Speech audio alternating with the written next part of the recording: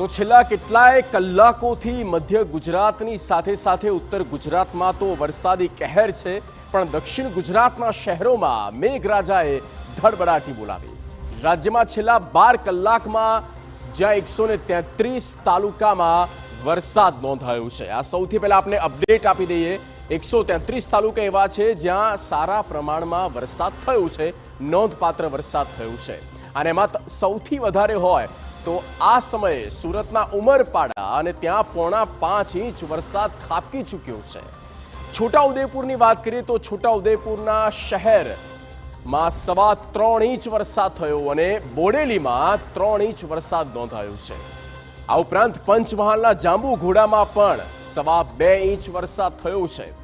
આમ રાજ્યના કુલ 30 તાલુકા એવા છે જ્યાં 1 ઇંચથી વધુ વરસાદ નોંધાયો અને 7 તાલુકા એવા રહ્યા જ્યાં 2 ઇંચથી વધારે વરસાદ વરસી ગયો છે. તો આમ 150થી પણ વધારે તાલુકા એવા છે જેમાં નોંધપાત્ર વરસાદ થયો.